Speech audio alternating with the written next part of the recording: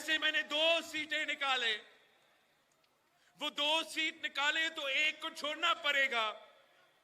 जब एक छोड़ता हूं, 6 महीनों बाद बाय इलेक्शन होगा, तो मैं जो शिकायत कर रहे हैं, चाहे वो पीर साहब हो या मौलाना साहब हो, कि एक सीट तो मैं छोड़ रहा हूं ना, तो आए फिर वो छोड़ा हुआ सीट पे मुकाबला करते हैं, देखते हैं कि आपका औकात क्या है।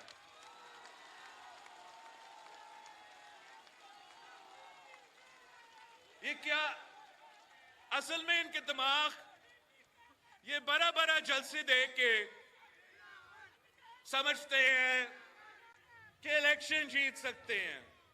कोई उनको समझाए कि इलेक्शन करना, इलेक्शन जीतना और जलसा करवाने में बहुत बड़ा फर्क है भाई, बहुत बड़ा फर्क है। एक तो इन जलसे में, सबसे ज्यादा इनके जलसे में मदरसा के जो बच्चे हैं वो पहुंचते हैं। वो मदरसे के बच्चे देख के वो समझते हैं कि वो पूरा सिंध को फतह कर देंगे, वो पूरा पाकिस्तान को फतह कर देंगे। इलेक्शन डे जब आता है, उनको फिर अंदाजा होता है कि इन बच्चों के पास तो वोट ही नहीं है। दूसरी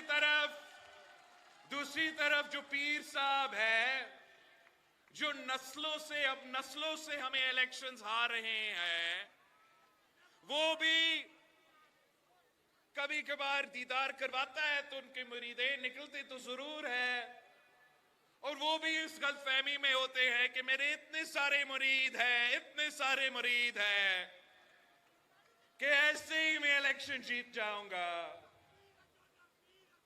वही बात कि ये बात तो वो भूल जाते हैं।